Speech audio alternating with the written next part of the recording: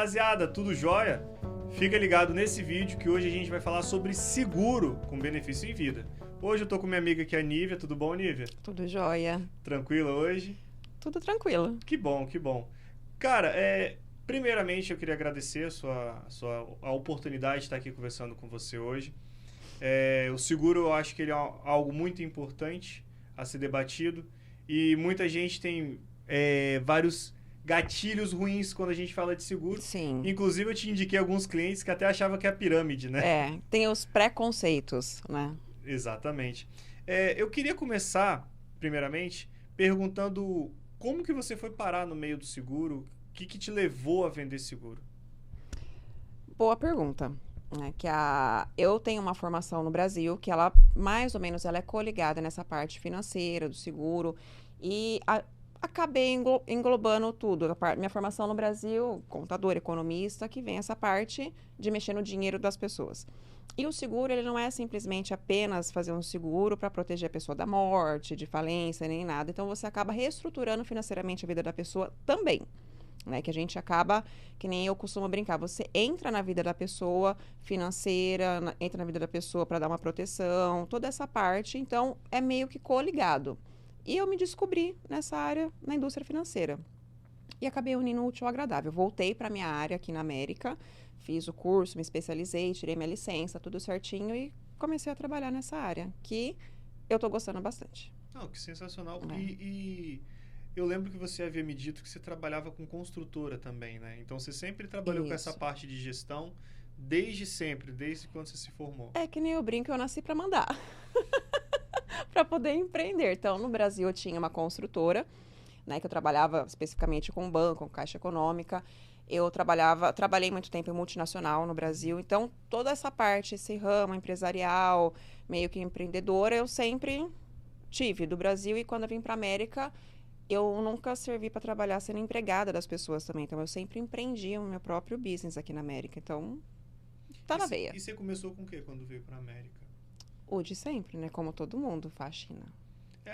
É a porta de entrada, né? Até a pessoa se estabilizar. É mais fácil, né? Aquela coisa que para a mulher é muito mais fácil você começar numa faxina, entrar num restaurante, num bar, alguma coisa. Só que eu, particularmente, desde quando eu estava no Brasil, eu já tinha aquela ideia na cabeça. Falei, não, a faxina é, entre aspas, né, o que dá mais dinheiro para a mulher na América. Então, eu vim focada que seria a faxina. Daí, eu fui atrás de criar meu schedule, fui devagarzinho e consegui sozinha criar meu schedule. Não comprei nem nada, mas consegui andar sozinha.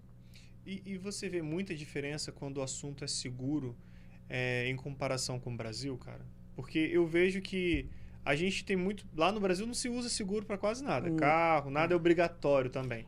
Aqui aqui já é mais obrigatório. Mas, por exemplo, o seguro de vida não é tão obrigatório. A gente faz mesmo para se resguardar de um problema. No Brasil, você que trabalhou com muita gente, com essa parte de construtora, tinha muito essa ligação com o seguro ou ninguém se importava? No Brasil, era diferente que, assim, quem tem seguro de vida no Brasil é mais, tipo, quem tem dinheiro. Exatamente. Né? As pessoas, uma classe assim, não mais favorecida, mas uma classe média para baixa, elas não ligam muito. Né? Às vezes tá um banco, alguma coisa liga para oferecer um combo, que o banco tem que bater meta, aquelas coisas tal. Então, um ou outro faz. Mas aqui na América você tem um número maior de pessoas que fazem seguro, que eles têm uma preocupação maior também, porque todo mundo é imigrante. Então, né, a gente tem muitos casos que a gente vê, porque a pessoa sofreu um acidente, caiu da ponte, fez isso, fez aquilo, 40 anos, infartou, morreu, e aquelas famosas vaquinhas, mandou o corpo pro Brasil. Então, aqui, infelizmente, mas felizmente também, as pessoas, elas se preocupam um pouco mais, mas não como deveriam se preocupar. Eu sou prova viva disso, porque até antes de sofrer o acidente, de capotar com o carro aqui, eu não me importava muito com essa questão de seguro. Hoje eu já tenho um pouquinho mais de medo, então eu acabei tendo que fazer seguro e tal, para resguardar. Mas deixa eu te fazer uma pergunta. Essa parte de seguro aqui na América, eu vejo que existe ali uma diferença, porque o seguro que foi me apresentado, que é o de vocês, ele é um seguro que, além de ter benefício em vida, você tem vantagens, eu posso dizer que econômicas ali, né? Você consegue... Vira um investimento. Sim. Então, qual seria a vantagem de eu investir o meu dinheiro numa seguradora e não, por exemplo, numa renda fixa ou variável de banco, por exemplo? Várias. Que eu tenho a mania de falar que não só essa, mas as seguradoras em si, elas funcionam como se fosse um bombril, que ela tem 1001 utilidades. A principal diferença, nós não temos poupança nos Estados Unidos. A poupança tem uns juros tipo de 1% ao ano. Então, é um juros ridículo. E as seguradoras já não. As seguradoras, como a seguradora que eu trabalho, que é a National Life, a gente tem uns juros de mais ou menos 18 a 20% ao ano de rendimento. Todas as brokers seguros têm isso? Não, não tem. É um seguro específico para cada broker, mas qual eu represento é um juros bem importante. Sim. Mas qual que é a diferença entre seguradora e banco? Onde você investir? O banco ele tem um fundo de reserva que ele trabalha com 120%, 140%, e seguradoras já trabalham beirando 200% de margem de segurança para não ter quebra. Então, de acordo que a bolsa sobe, desce, ou aconteceu alguma coisa, uma recessão, que nem a gente teve o Silicon Valley que quebrou há pouco tempo atrás, a seguradora não quebra. Porque ela tem um fundo de reserva muito maior do que um banco.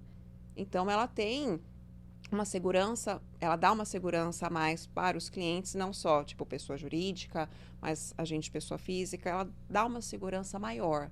Então, ela tem um fundo de reserva maior, vem qualquer crise que seja, ela não quebra, porque ela é mais velha que o Titanic, então ela já passou por várias crises. Ela só diminui o rendimento, no caso? Depende da crise, né? Porque como ela tem um fundo de reserva bom, então dependendo da crise, ela mantém. Então, o rendimento de acordo com a bolsa, ela tem o piso zero, mas o banco em si, a seguradora, ela não é afetada com a crise. Né? Ela é afetada porque o seu rendimento fica zero, mas ela em si, a estrutura dela não mexe. Ela não tem risco de quebra, risco de perda, risco de falência, diferente de banco. Que o banco ele vai muito de acordo com a economia, com o bolsa, o mercado, deu aquele boom de novo que estourou, Estados Unidos, a economia quebrou, banco quebra. Seguradora não. Quanto tempo tem essa broker que você trabalha? A National ela tem mais de 175 anos no mercado. Caramba. Ela é bem mais velha que muito banco aí. Ela é bem velhinha. E dentro da seguradora, qual que é a rentabilidade, já que a gente está falando de benefícios, né? Em comparação com o banco? Qual que é a rentabilidade hoje dentro de uma seguradora?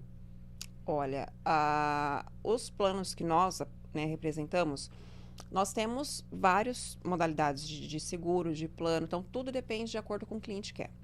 Né? Mas só que a gente pode falar que nós trabalhamos com uma rentabilidade anual dos planos que nós fazemos seguros de vida, os investimentos de 18 a 20% ao ano. Então, óbvio, você vai investir 10 mil, você vai ganhar mais, vai ganhar menos, são tudo de acordo com o que você vai investir, o que você quer fazer a longo prazo, curto prazo, médio prazo. Então, de acordo com o cliente, os juros vão mudar? Não, eles não vão mudar, eles vão ser fixos, né? Mas só que você vai ver a diferença por causa do montante que você vai investir e no prazo que você quer o retorno. Esse montante que você está falando de 10, 12, 15 mil, ele é um montante aplicado de imediato ou de longo prazo pago mensal? O cliente que define. Por exemplo, você quer fazer um seguro e você quer ter uma poupança junto com o seu seguro. Eu tenho $100.000 disponível para poder investir. Como que você quer investir? Eu não recomendo aos meus clientes a investirem tudo de uma vez. Eu recomendo eles a pegar o dinheiro, o montante que ele tem e dividir pelo menos em 4.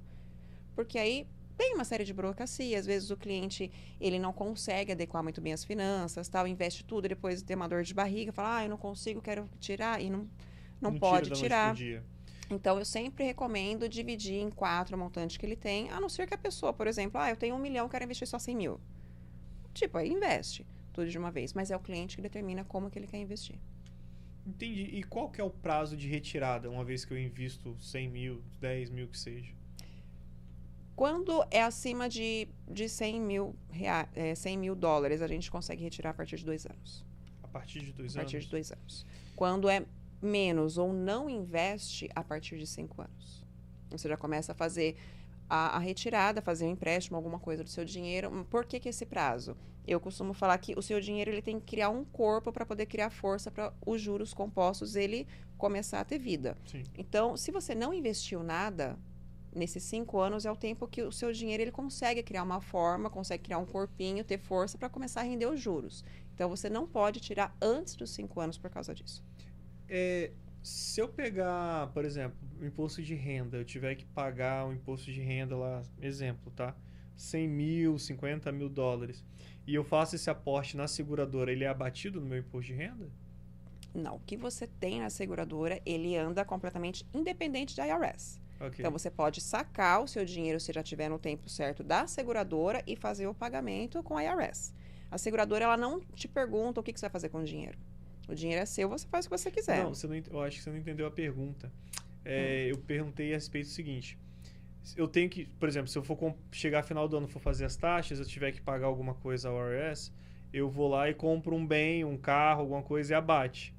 Eu posso fazer o seguro, investir para fazer esse abatimento, para não ter que pagar? Ah, tá. Não, porque o seguro, ele já é livre de taxas. Então, ele é independente de IRS. Então, tudo que você teve de rendimento, ele é livre de taxas, você não tem que declarar nada, porque ele é um seguro tax-free, ele é blindado do governo contra falência, divórcio, toda essa outra parte que, teoricamente, você deveria dividir o dinheiro, né, ou de empresa, qualquer coisa nesse sentido, ele é blindado.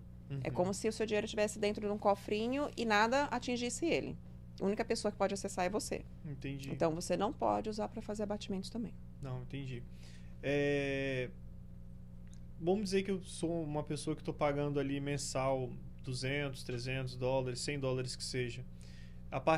Uma vez você havia me explicado que depois de um tempo eu consigo pegar esse dinheiro, por exemplo, como se fosse um empréstimo, né? Fazer uma retirada. Sim. Qual é o prazo para isso acontecer? Tudo depende do valor inicial que você investiu. Vamos dizer que eu comecei do zero, né? Se você não investiu nada, 5 anos. Ok. Se você deu um aporte de 100 mil alguma coisa, a partir de 2 anos. Então, tem essa diferença do aporte inicial que você deu para poder ver o tempo certinho que você pode fazer um empréstimo. Então, não investiu nada, a partir de 5 anos você pode fazer um empréstimo do seu próprio dinheiro. Investiu a partir de, além de 100 mil, 2 anos. Sensacional. E quem posso incluir num seguro desse? Como beneficiário? Quem você quiser. Sua mãe, pai, esposa, filho, cunhado, conhecido, uma pessoa que estiver no Brasil. Você não é obrigado a fazer um seguro. É obrigatório colocar sua mulher, seus filhos, seus irmãos, seus pais. Não, você pode colocar quem você quiser de beneficiário. Você não precisa ter nenhum relacionamento com a pessoa. Então, a pessoa, ela pode, o único beneficiário que ela tem, estar no Brasil. A seguradora só pede um contato seu dentro do solo americano. Que se alguma coisa acontecer, você morrer, qualquer coisa, a seguradora vai avisar a pessoa que você indicou que está dentro do solo americano, para ela se responsabilizar, avisar o seu contato, seu segurado do Brasil. Eu entendi. Sensacional. E qual que é a diferença, assim, de rendimento da seguradora para outros brokers? Muitas. Principal dela e o mais importante.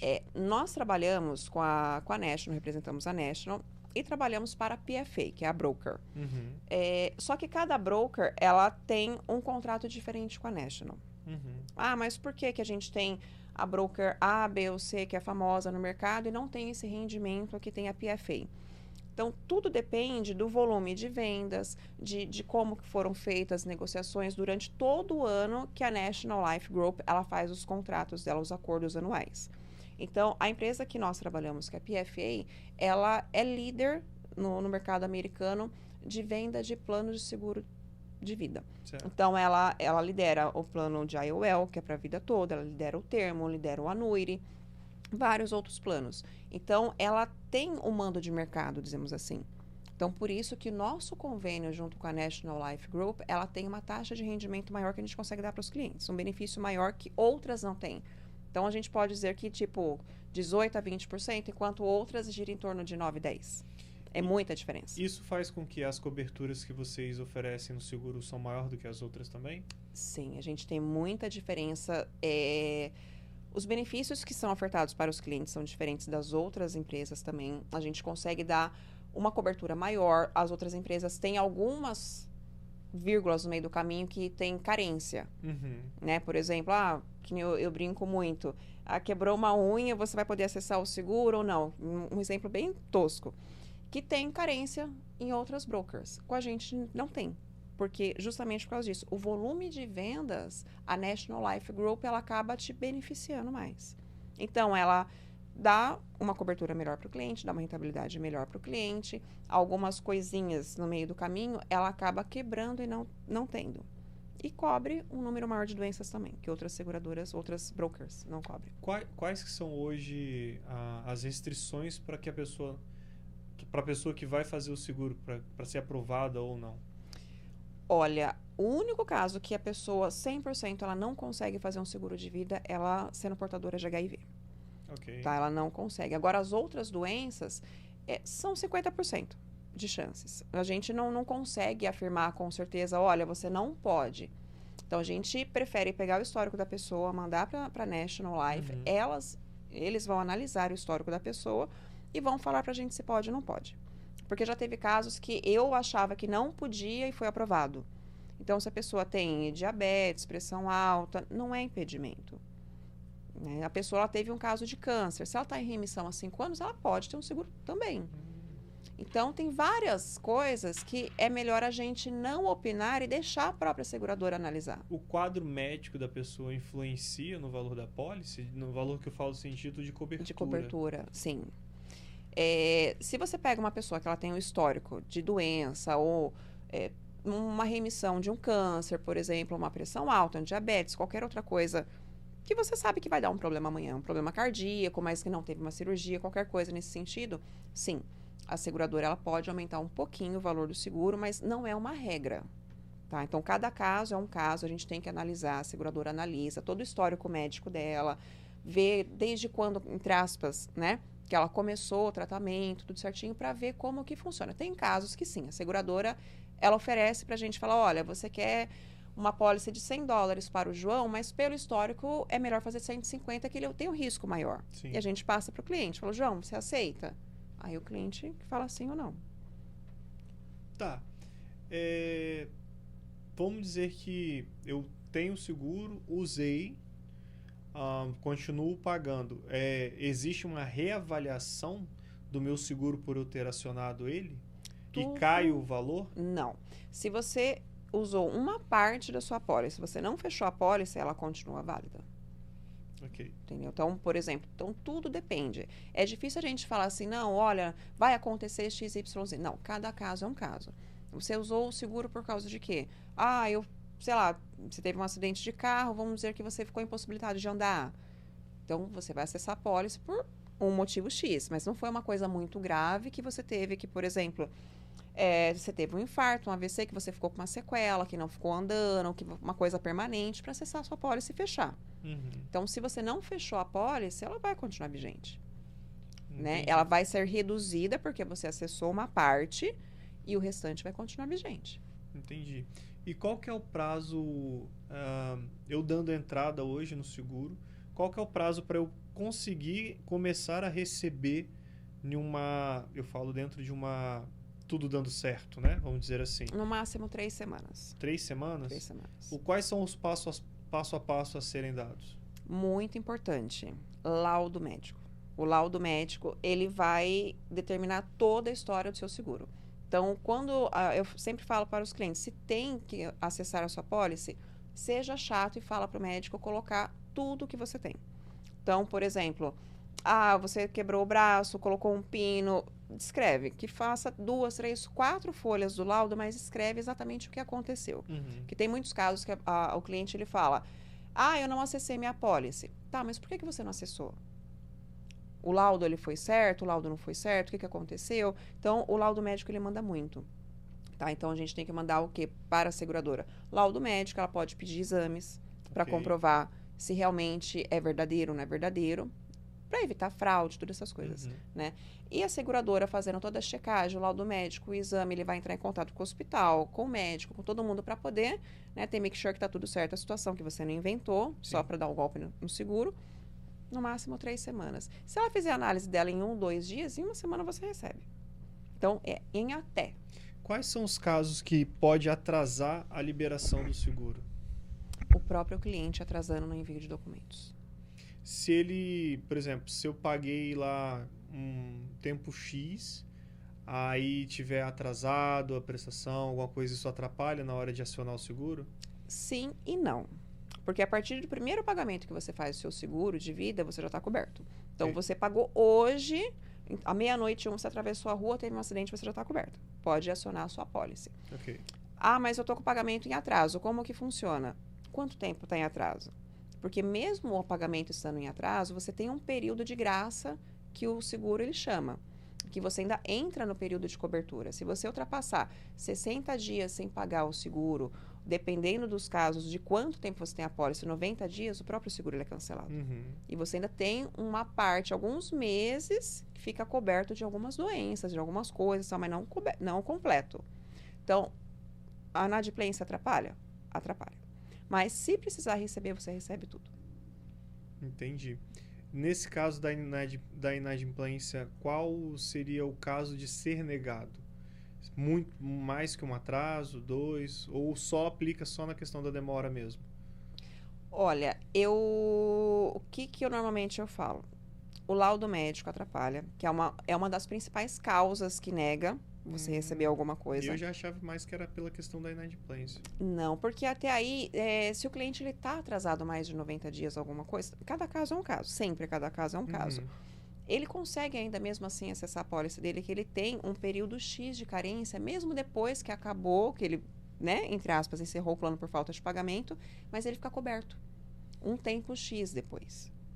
Entendeu? Ele não vai ter a cobertura completa, mas ele fica coberto sim, por algumas coisas. Interessante. Mas o que mais atrapalha é o laudo médico. Entendi. Atrapalha mais do que a inadimplência. Tem casos de negar ali no primeiro laudo médico e depois caminhar de novo para um segundo laudo e ser aprovado? Sim. Que quando tem a negação, eu já peguei alguns casos que teve a negação, a seguradora ela recusou. Falou, não, olha, não é um caso de dar entrada, você não está apto, né, o seu laudo, tudo certinho, você não está apto, não configura para receber uma apólice. E a gente tenta entender o porquê. Né? Ah, mas por que a gente entra em contato com a seguradora, mas o que aconteceu, tal? E ela vai explicar o porquê. Fala, olha, a doença que a pessoa teve, o trauma, qualquer coisa, não configura, não entra no hall de cobertura, alguma coisa nesse sentido. E a gente vai tentar entender com o cliente que realmente o que aconteceu. Às vezes, o cliente, ele forçou uma situação para poder receber, ou então, às vezes, o próprio médico deu um laudo errado. Entendi. Então, se foi um médico com laudo errado, a gente fala, olha, você tem que falar com o seu médico para dar o laudo certo e a gente reencaminha para a seguradora. Esse processo de encaminhamento para a seguradora leva muito tempo? Não, é automático. Você liga e já manda por e-mail para a seguradora. Na mesma hora? É. Tá, deixa eu te fazer uma pergunta diferente agora. Qual é o risco de uma seguradora vir a falir em comparação com bancos? A seguradora a falir? Porque... Praticamente zero. O banco é muito mais fácil de falir por causa do fundo de reserva. Mas a seguradora falir, não. Mesmo num cenário hipotético, né? Até absurdo mesmo tentar isso. O mundo apocalíptico. Tipo assim, todo mundo acionando o seguro de repente. Não, pior que a gente teve na pandemia e as seguradoras não quebraram. A gente teve morte em massa. Né? Não foi só nos Estados Unidos, foi no mundo. Sim. A gente teve morte em massa e as seguradoras estão lá, firme e forte. Teve muito banco que deu uma balançada ali, mas continuou. Mas essa galera nem todo mundo estava segurado.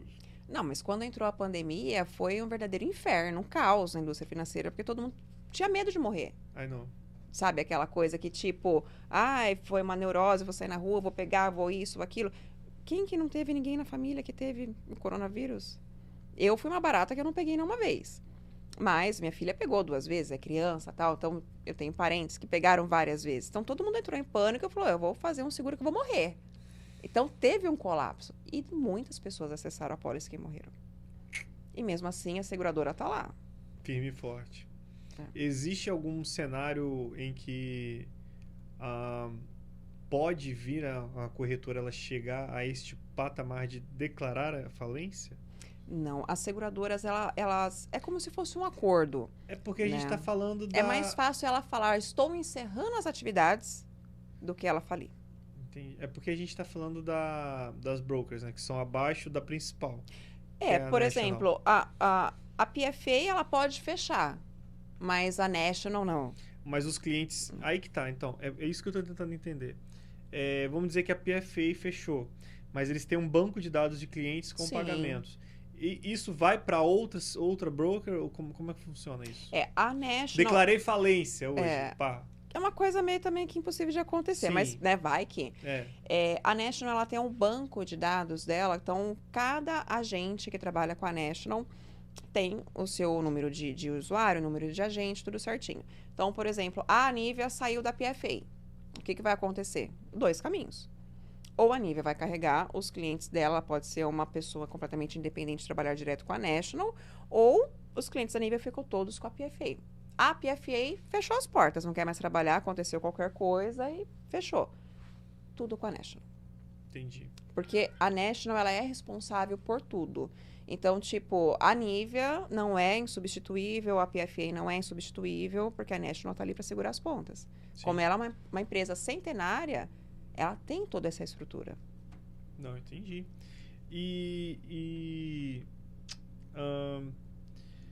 Os clientes, eles podem sim se sentir confortáveis sabendo que é difícil essa quebra e na hora de fechar o seguro, a única coisa que eles têm que analisar seria qual é a broker que eles estão acionando para fazer esse seguro por uma questão de cobertura, então. Sim, eu falo que as pessoas elas deveriam pesquisar muito a broker, porque a gente vê muito no mercado que às vezes nem tudo que reluz é ouro. Né? Não é defendendo a empresa que eu trabalho, mas tem muita diferença no mercado. As pessoas elas vendem promessa, coisa que não é. A gente já viu vários casos que na hora que a pessoa precisa, não consegue fazer as coisas.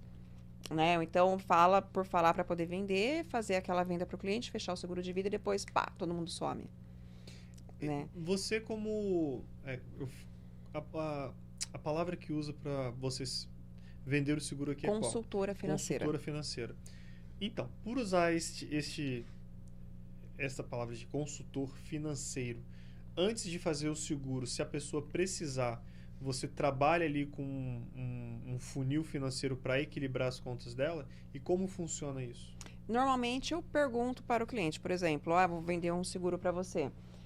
Daniel, como que são suas contas, tal? Como que você chegaria num valor legal de seguro para você?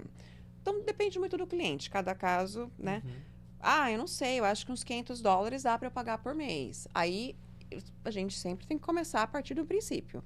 Eu vou tentar entender o porquê desses 500, para ver se você realmente consegue pagar os 500 todo mês, ou se você jogou um valor ao vento e acha que dá e vai chegar no fim das contas não vai dar. Sim. Então, sim, a gente tem a obrigação de fazer todo um trabalho financeiro com a pessoa. Não precisa ser a fundo. Então, se a pessoa tiver necessidade, sim, mas você tem que entender se aquele valor mensal ela vai conseguir honrar. Todos os meses vai conseguir pagar, porque a intenção nossa é fazer um seguro que ela mantém. Sim. Quem não chega 4, 5 meses, ela cancele o seguro. Então, não é interessante para a gente fazer um seguro de $500 por mês e o cliente passar 2, 3 meses, ele cancela, ele ficou sem cobertura, eu fiquei sem o cliente e tudo acabou. Esse mesmo cliente, ele tem acesso a algum tipo de empréstimo dentro da seguradora? Sim, é do próprio dinheiro dele. Do próprio dinheiro dele? É esse que se encaixa de 5 anos, Sim. se não tiver aporte, e de 2 anos com aporte. Ele tem todo o acesso, que depois que ele faz o seguro, ele paga a primeira parcela, tudo certinho do seguro, ele tem todo o acesso da conta dele. Uhum. Nós não temos, mas ele tem o aplicativo, ele consegue entrar toda hora, todo dia para ver rendimento, ele tem acesso total. Esse valor, eu posso usar ele como eu bem entender ou eu tenho que justificá-lo? O dinheiro é seu. Você só faz... Então, daqui 5 anos eu precisei lá de, sei lá, $10 mil de empréstimo. Aí eu recorro à seguradora e não preciso dar... Porque você vai no banco, né? Mesmo meio que eles Você faz pelo aplicativo da seguradora. Você tem o valor disponível, você seleciona o valor que você quer. Uhum. Em 3 dias está na sua conta. Então, você não precisa falar, olha, eu quero viajar, comprar um carro, fazer... Não, o dinheiro é seu, você faz o que você quiser. Não tem que dar justificativa. Tá. E você pode usar ele tanto para escola de criança, para compra de carro? Qualquer fim. Você quer viajar, casou, quer fazer uma lua de mel, tô cansado, estressado, pega o dinheiro, vai viajar. Vou para Maldivas. Compra uma casa. Irei para Maldivas. Passar a lua de mel na Maldivas. Oh, pensou? É bom demais. É chique. Cara, é um sonho perto. Não é longe, não. É um sonho perto. Cara, a respeito ainda do seguro, como que tem sido a aceitação do meio aqui nos Estados Unidos e vocês trabalham mais com imigrantes. Sim. Anyway, se é brasileiro, latino... Imigrantes em geral. Em geral. Como tem sido a aceitação e como o pessoal tem recebido isso? Porque eu tô perguntando porque no meio que eu trabalho, a galera recebe muita informação errada. Sim. Tem gente que às vezes acha que é pirâmide, tem gente que acha que é só para vender e não vai receber em vida e tal. Nós temos um grande problema no mercado que é a concorrência. Né? Uhum. A PFA ela é uma empresa completamente americana, então a parte do norte, que é a parte onde nós estamos, New Jersey, New York, Connecticut, Massachusetts, ela tá vindo agora, né? Porque ela é muito forte mais pro sul. Só que aqui no norte a gente barra muito na concorrência, que tem muita informação errada, muita informação desencontrada, então a gente está sendo um trabalho de formiguinha para poder levar a informação, entre aspas, correta para as pessoas e tentar desmistificar as coisas erradas que foram feitas. Sim. Né? Que tem uma empresa que ela tá bem queimada, a gente sempre, quando fala alguma coisa, que a gente participa de alguns eventos, mas vocês são da empresa X? Inclusive, o cliente que eu te indiquei, a primeira pergunta que ele fez, né? Pô, mas é pirâmide tal empresa? Eu falei, não, cara, então, o seguro, ele é de tal companhia que tem essas empresas que vendem. Quem te vendeu com esse modelo de pirâmide, vendeu errado. Então, assim... A dificuldade que nós temos hoje, que graças a Deus está começando a ser quebrada, é essa. Entendi. Entendeu? Então, são aqueles fantasmas que essa outra empresa, ela plantou no mercado, que as pessoas acabam tendo até um asco, sabe? De ouvir alguma coisa nesse sentido. E quando você acaba falando sobre o seguro, a pessoa sempre associa com aquela outra má imagem que ela teve. Mas é difícil? Sim, é difícil, mas não é impossível que a gente está conseguindo mostrar. Então, o que a gente está tentando fazer? Várias reuniões, vários encontros, a gente está espalhando na internet, isso. Não é falar mal da empresa, é falar sobre o seu trabalho, sabe? Mostrar que existe, sim, outras oportunidades que você tem que fazer um seguro, tentar dar essa quebrada nos padrões. Sim. Inclusive, como eu acompanho vocês já há algum tempo, eu sei que vocês toda semana fazem vários meetings, várias chamadas online. Existe um atendimento ao cliente dessa forma? Sim. Online, onde ele não precisa sair da casa dele, vai estar ali com o meeting em vocês? Nós estamos aqui em New Jersey. Mas que, nós temos cliente nos Estados Unidos inteiro. Até no Alasca. Até no Alasca. Lembrou do Alasca, né? Lembrei. Alasca, Hawaii. Tem que tomar cuidado com o fuso horário. Tem que tomar um cuidadinho. Hawaii é outro lugar maravilhoso. Mas a gente... Depende do horário do cliente. Às vezes a pessoa tá aqui em Newark, eu tô em Elizabeth, qualquer coisa, você pode fazer um Zoom por telefone, não importa. Eu lembro que você falou que já atendeu cliente, 3 horas da madrugada, né? Que às vezes o fuso horário é diferente, né? Então, que para aqueles lá do Califórnia, Hawaii, é menos. Então, às vezes o cara fala assim, olha, eu chego em casa 8, 9 horas da noite, falando, putz, não, tudo bem. Só tem aquele horário. Daí você começa a contar, fala, nossa, que tá de madrugada, mas você atende. Né? Atendimento ao cliente é sempre uma caixinha de surpresa, né? Então, às vezes, você vai estar em horários que, igual os caras, fuso horário diferente não bate, então não tem jeito, tem que fazer. A gente tem alguns clientes que estão na Europa também, o fuso horário é pra frente. Outra coisa, uma pergunta interessante dizer. Se eu resido na Europa, eu posso fazer o seguro aqui com vocês, ou eu preciso ter algum tipo de residência, alguma coisa aqui nos Estados Unidos? A grosso modo, qualquer pessoa do mundo inteiro pode fazer um seguro, né, junto com a National, e tem algumas restrições, é óbvio. Um passaporte válido não é o visto em si, o passaporte válido, ele ter uma residência dentro dos Estados Unidos, ou seja, um endereço. Que tem muitas pessoas assim, pai, mãe, que tem filhos aqui nos Estados Unidos, que ficam 6 meses lá, 6 meses aqui, ou é Brasil, Europa, qualquer lugar. Mas ela tem uma residência aqui, né? Ela tem um endereço fixo, então sim, ela pode fazer. Tá, mas ela precisa, a restrição mínima, a exigência mínima é ter uma residência fixa aqui. Sim. Ok. Então, se eu moro na Europa, para poder fazer o seguro com vocês ou com a National... Tem que ter um endereço. Eu tenho que ter um parente, alguém aqui, ou... Ela tem que ter um endereço. Às vezes nem ela não tem um parente, mas ela tem que, business, qualquer coisa que fica lá e cá e tem alguma coisa. Um endereço aqui. Entendi. De certa forma, acaba sendo um residente fiscal, né? Sim. De certa forma, acaba sendo um residente. Dependendo de quantos meses. Não, sim. Passa de 70 dias, né? Aí já passa a ser residente fiscal. Não, interessante. E a gente estava falando, né, do meio. Tem a galera da construção, as house clean, tem aberto a cabeça para receber melhor o seguro? Como tem sido? O começo foi muito difícil. Sabe? Por causa de todo o mau trabalho. A restrição que tipo, eu não quero seguro, muita gente que torce o nariz e tal. Mas é que nem eu sempre falo para minha equipe, você tem que persistir. Você não pode simplesmente levar 20, 50, 100 nãos e desistir. Então, assim, trabalho de formiguinha. Hoje está começando as pessoas a abrirem mais a cabeça. Sim. Então, é muito importante, por exemplo, que eu sempre falo com as meninas. A gente teve, em outubro, né, a primeira palestra em New Jersey, aqui no Casa Nova. É importante você propagar informação. Então, hoje está melhor, com certeza. As pessoas elas estão tendo uma aceitação melhor e acaba sempre falando. Você indicou seu amigo começa a indicar o amigo dele, vai abrindo um leque. Sim, sim. Né? Então, a informação, ela se propaga. Ou pro bem ou pro mal, mas ela se propaga. Sempre tem o balanço. De algum ali. lugar ela vai.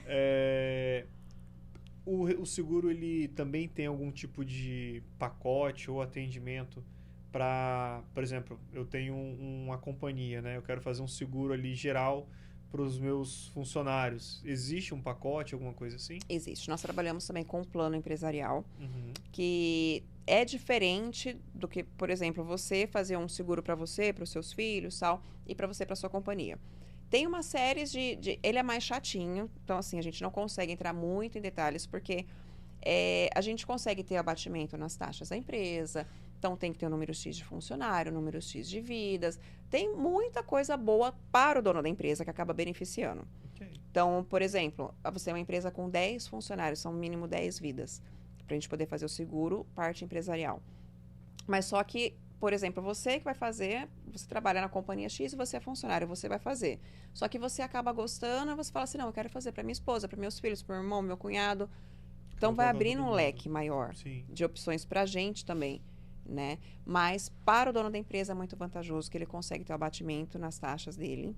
Não é pouco, mas cada caso é um caso, né? Então, depende do valor que ele também está disposto. Por exemplo, ele pode fazer um plano para você, um seguro de vida de $10 por mês. Aí você fala, não, eu não quero essa cobertura, eu quero uma cobertura maior. E você acaba fazendo um outro em paralelo. Entendi. Entendeu? Mas é bem interessante. Existe um valor mínimo para eu começar a fazer o seguro?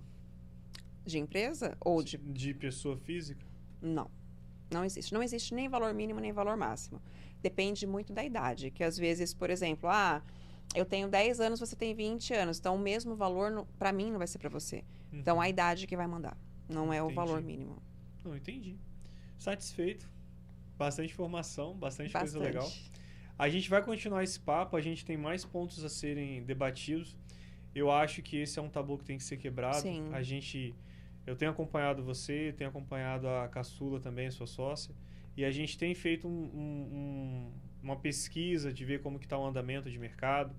E a galera vai quebrando aos pouquinhos esse tabu, vai abrindo a cabeça para ver que realmente vale a pena ter o seguro. Eu falo para todo mundo que me pergunta, cara, eu capotei, eu estava dentro do carro, o carro capotou 4 vezes. Teve sorte. Durante 4 vezes eu vi o asfalto passando assim do meu lado. Deus foi tão bom que eu não sofri um arranhão. Mas o pior poderia ter acontecido. Você podia ter a voado, minha cara poderia coisa, ter batido no asfalto, a minha cabeça, e o pior ter acontecido. Sim. Graças a Deus não aconteceu nada. Aí a pergunta que eu sempre faço, você vai esperar o pior acontecer? Entende? Você vai esperar o pior acontecer para você guardar a sua vida e das pessoas que estão ao seu redor?